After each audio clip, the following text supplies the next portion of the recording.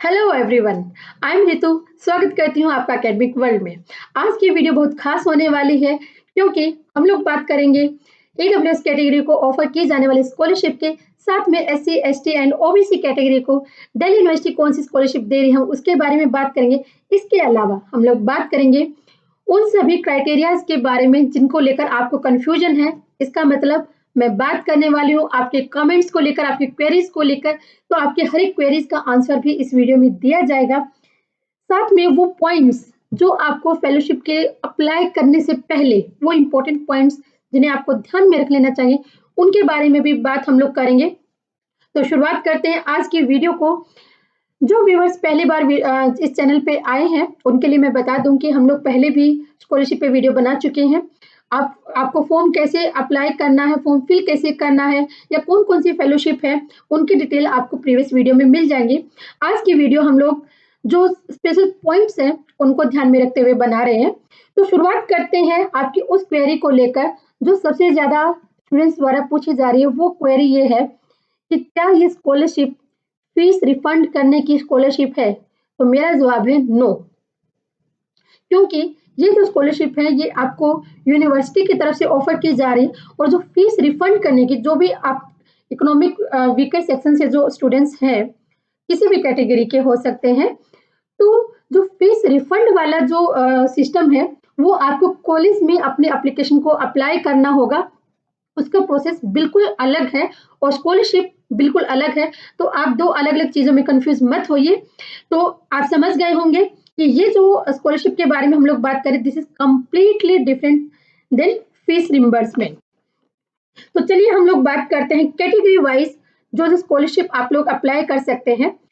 तो इससे पहले कि हम लोग कैटेगरी वाइज बात करें, मैं एक और चीज आपको यहाँ पे ध्यान दिलाना चाहूंगी कि दिल्ली यूनिवर्सिटी में सिर्फ ग्रेजुएशन के ही स्टूडेंट्स नहीं है।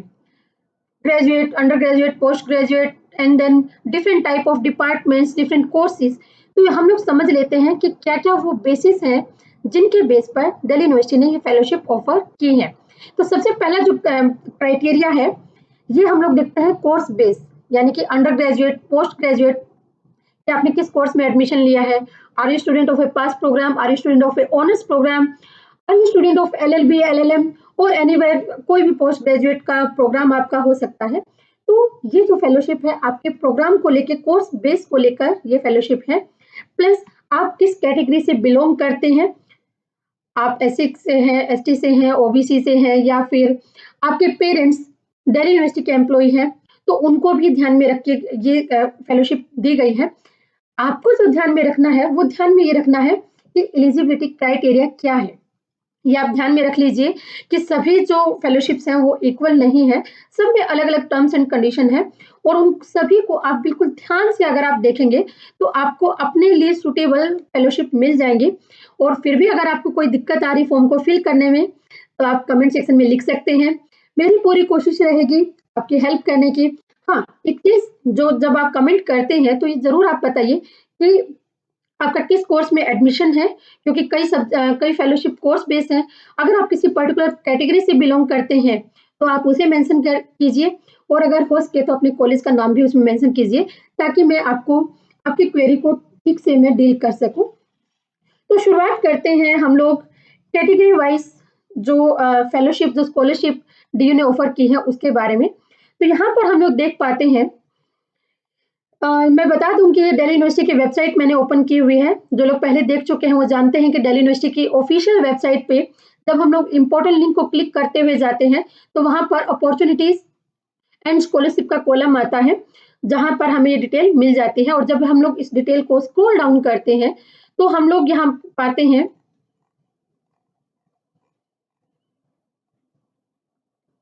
Scholarship schemes for SC, ST, OBC students. यहाँ पर ये जो लाइन आप देख रहे होंगे, ये बेसिकली एक लिंक है। जो लिंक सिर्फ उन स्टूडेंट्स के लिए है जो दिल्ली यूनिवर्सिटी के इस कैटेगरी से बिलोंग करते हैं, और इस वजह से कई सारे स्टूडेंट कंफ्यूज भी हो जाते हैं। मैं आपको ये ओपन करके दिखा देती हूँ। जब तक ये ओपन हो रहा है मैं आपको ये चीज बता दूं कि ये जो लिंक है ये बेसिकली दिल्ली स्टेट गवर्नमेंट द्वारा ऑफर किए जाने वाले सिर्फ उन्हीं स्टूडेंट्स के लिए फेलोशिप का है प्रावधान जो लोग दिल्ली स्टेट के अंडर रेसिडेंट है, लेकिन क्योंकि हम लोग उनके बारे में बात कर रहे हैं जो स्टूडेंट दिल्ली यूनिवर्सिटी के स्टूडेंट हैं, है ना? तो उसके नीचे जो लिंक है आपको उसको ध्यान में रखना है। इस लिंक को आप भूल जाइए, ये लिंक अभी के लिए आपके काम का नहीं है अगर आप दिल्ली के रेसिडेंट नहीं है तो अगर आप दिल्ली के रेसिडेंट नहीं हैं तो चलिए ओपन हो गया तो मैं आपको दिखा देती हूँ कि ये अभी आपके काम का क्यों नहीं है, इसका रीज़न मैं आपको दिखा रही हूँ।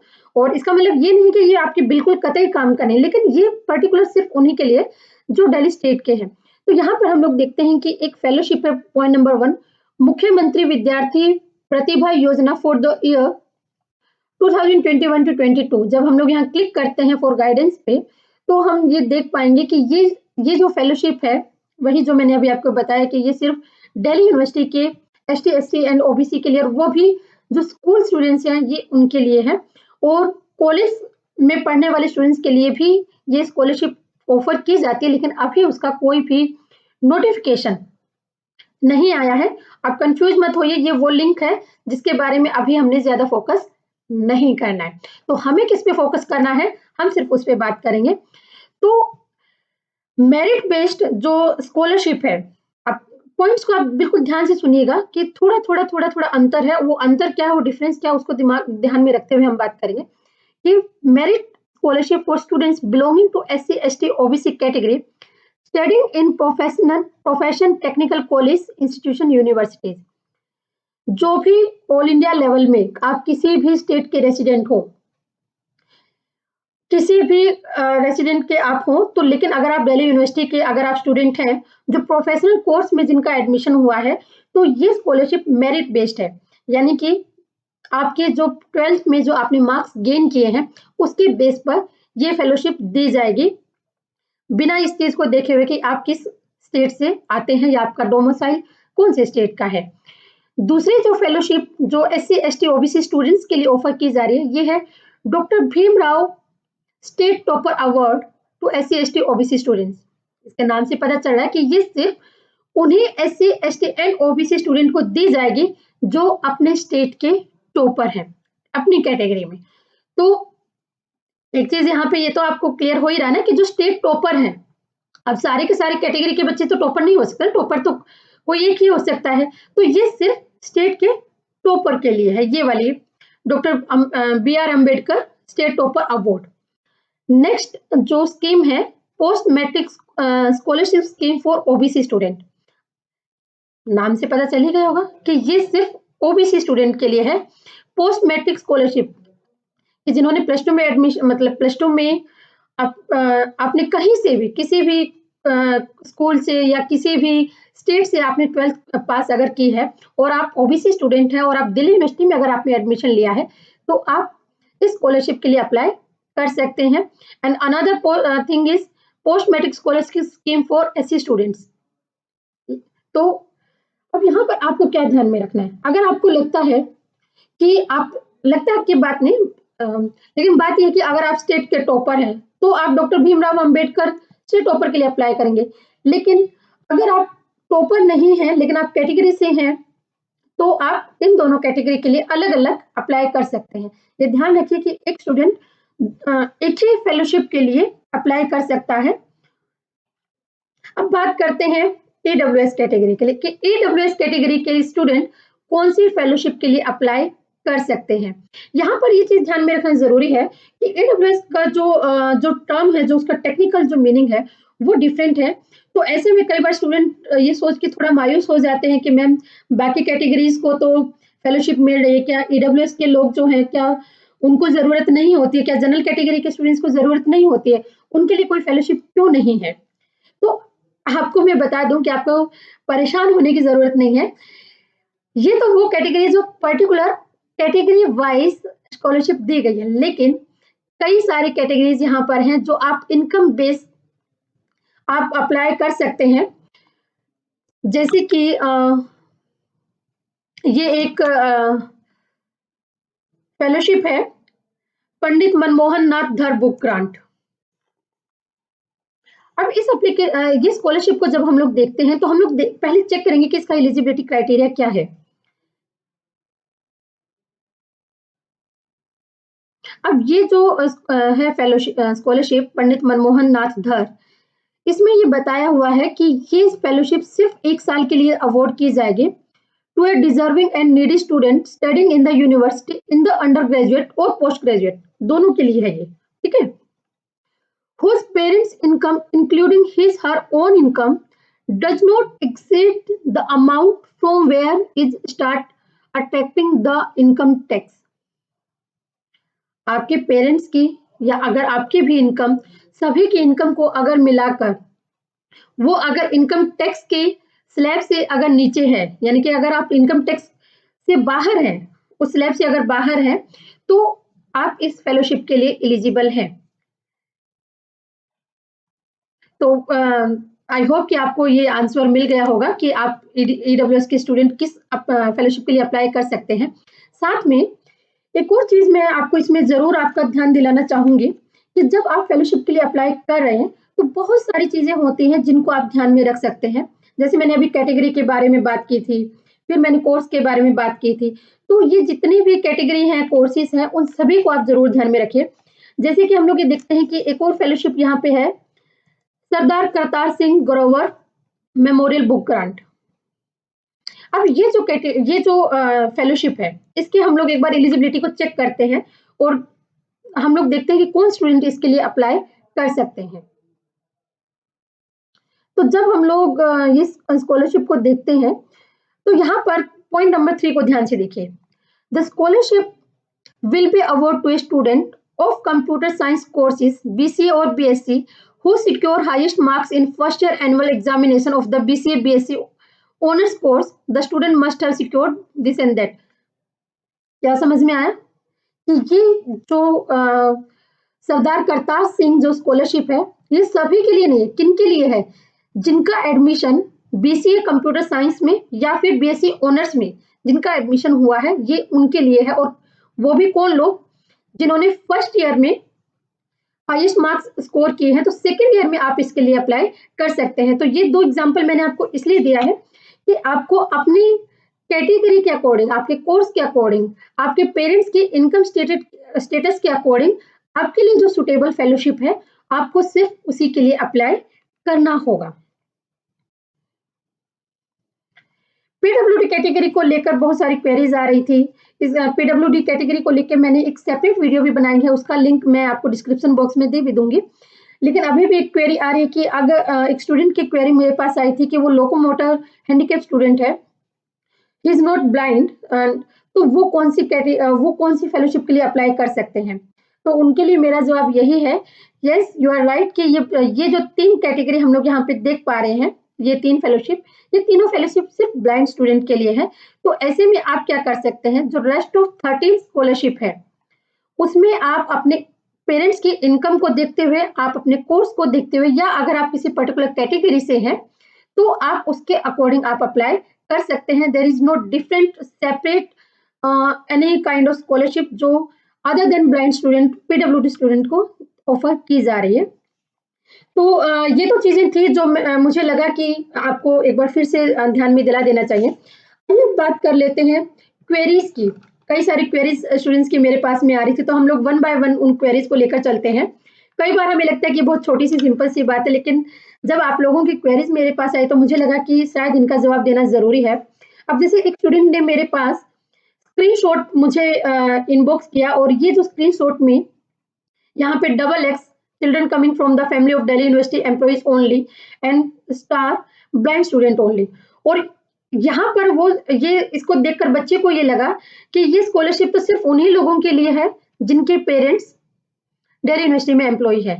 तो मैं यहाँ बता दूं कि यहाँ पर डबल स्टार का मतलब ये है कि वो स्कॉलरशिप जिनके पीछे डबल स्टार है, जैसे ये जो है डबल स्टार है, Shri Prem Prakash award double star, doctor VKR Rao double star.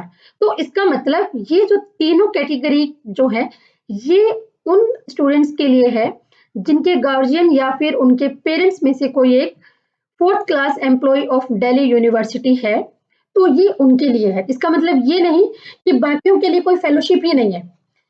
अगर आपके पेरेंट्स या गार्जियन दिल्ली यूनिवर्सिटी में एम्प्लॉय नहीं है, तो आप के अलावा जो स्कॉलरशिप है आप उसमें एलिजिबल हो सकते हैं, है ना।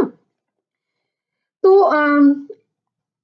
इसके अलावा जो क्वेरीज मेरे पास एक आई है, एक क्वेरी मेरे पास आई है, मैम अगर मेरी 12th यूपी से कंप्लीट है तो क्या मैं एलिजिबल हूँ? Yes, you are eligible, but आपको देखना यह है कि आप कौन सी फेलोशिप के लिए अप्लाई कर रहे हैं। अगर आप जो दिल्ली स्टेट यूनिवर्सिटी ने जो कैटेगरी बेस्ड जो स्कॉलरशिप दी है, अगर आप उसके लिए अप्लाई करेंगे तो आप नहीं हो पाएंगे। लेकिन अगर आप दिल्ली यूनिवर्सिटी के स्टूडेंट हैं और दिल्ली के नहीं हैं तो भी आप अप्लाई कर सकते हैं। लेकिन आपको ध्यान में रखना है कि जितनी भी सारी फेलोशिप्स हैं, सभी फेलोशिप में एलिजिबिलिटी क्राइटेरिया दिया हुआ है। आपको अपनी एलिजिबिलिटी के अकॉर्डिंग अपनी फेलोशिप को देखना होगा। दूसरी जो क्वेरी है ये है कि मैम मैं यूपी से ओबीसी कैटेगरी से बिलोंग करता हूँ, क्या मैं एलिजिबल हूँ? Answer is yes, but condition that you must have be a student of Delhi University. Locomotor handicap के लिए क्या कोई अलग से स्कॉलरशिप है? तो उसका जवाब मैं दे चुकी हूँ कि आप अदर जो स्कॉलरशिप है आप उसके लिए अप्लाई कर सकते हैं। Is there any scholarship for Delhi resident? ये भी एक सवाल पूछा गया है। तो दिल्ली रेसिडेंट होना या ना होना इतना इंपॉर्टेंट नहीं है, जितना इंपॉर्टेंट इस चीज का है कि आप दिल्ली यूनिवर्सिटी के स्टूडेंट हैं या नहीं। फॉर्म ऑनलाइन सबमिट कैसे करें? ये क्वेरी सबसे ज्यादा पूछी जा रही है कि ऑनलाइन फॉर्म कैसे सबमिट करें। इसके ऊपर एक और वीडियो बनी हुई है जिसमें बताया है कि आप फॉर्म को कैसे सबमिट कर सकते हैं। या ये आप ध्यान में रखिए कि ये फॉर्म जो है आप सिर्फ ऑफलाइन सबमिट कर सकते हैं थ्रू योर कॉलेज। आप अपने कॉलेज के डीलिंग हैंड से बात कीजिए। डीलिंग हैंड को लेकर भी क्वेश्चन पूछा है स्टूडेंट ने कि कौन डीलिंग हैंड? जो आपके कॉलेज के नॉन टीचिंग स्टाफ है, आप उनसे कॉन्टेक्ट कीजिए और ये जो फॉर्म है इसका आप प्रिंट आउट लेकर अपनी सारी डिटेल्स को फिल करके सारे डॉक्यूमेंट्स को अटैच करके अपने कॉलेज में बिफोर 31 दिसंबर आप सेंड कर दीजिए। आप मेल आप बाय पोस्ट भी अपने कॉलेज को भेज सकते हैं और अगर आप दिल्ली में या आसपास में अगर रहते हैं तो आप कॉलेज जाकर भी अपने फॉर्म को सबमिट कर सकते हैं। लेकिन ये ऑफलाइन मोड में ही होगा, फिजिकल मोड में होगा, ऑनलाइन मोड में एप्लीकेशन सबमिट नहीं होगी। क्या ये फेलोशिप एनसी वेब स्टूडेंट्स के लिए भी है? I am sorry, this fellowship is only for regular students. NC web का इनमें कहीं कोई जिक्र नहीं है। तो जो रेगुलर स्टूडेंट्स हैं दिल्ली यूनिवर्सिटी के उनके लिए ये फेलोशिप है। If our parents not belong to DU, अगर आपके पेरेंट्स अगर डीयू से बिलोंग नहीं करते तो क्या? तो भाई आप बाकी फेलोशिप देखेंगे ना। पेरेंट्स अगर बिलोंग करते हैं तो उनके लिए तो ये 3 फेलोशिप है। अब बाकी के लिए देखिए कि आप कैटेगरी में सुटेबल हैं कि नहीं। आप अपनी एलिजिबिलिटी आप देखिएगा, है ना, अपनी कैटेगरी के बेस पर, इनकम के बेस पर, सब चीज़ों के बेस पर। लेकिन ये ज़रूर ध्यान में रखना है कि एक स्टूडेंट सभी के लिए अप्लाई नहीं कर सकता है, सबके लिए ऑफर है इसमें। कोई किसी भी तरीके का डिस्क्रिमिनेशन नहीं है। आप ये मत समझिए कि इसमें तो इसी का ज़िक्र किया गया है। अरे भाई, एक फेलोशिप कोई एक पर्टिकुलर कैटेगरी के लिए है, तो आप दूसरे के लिए अप्लाई कीजिए ना, आप उसके लिए सूटेबल हैं। कोई कोर्स हो सकता है वो पर्टिकुलर किसी सब्जेक्ट के लिए है, तो आप ये मत समझिए कि हमारे सब्जेक्ट का क्या होगा, हमें क्यों नहीं मिल रही। आपके लिए दूसरी फेलोशिप, आप उसके लिए अप्लाई करिए, है ना। सेकंड ईयर वाले अप्लाई कर सकते हैं क्या? हाँ भाई, सेकंड ईयर वाले अप्लाई कर सकते हैं, लेकिन कैसे? सबसे पहली बात ये कि सेकंड ईयर वाले न्यू अप्लाई नहीं कर सकेंगे। ज़्यादातर ये जो फेलोशिप आप देखेंगे रिन्यूएबल हैं, 3 साल के लिए जो दी जाएँगे। जैसे ये एक फेलोशिप है, ये 3 साल के डिग्री कोर्स के लिए। तो आपने पहले साल में अप्लाई किया, सेकंड ईयर में फिर आपको रिन्यू करवाना पड़ेगा और थर्ड ईयर में भी आपको रिन्यू करवाना पड़ेगा। लेकिन सेकंड ईयर वालों के लिए कौन-सी हो सकती है, वो है सरदार करतार सिंह। कहाँ है सरदार करतार सिंह?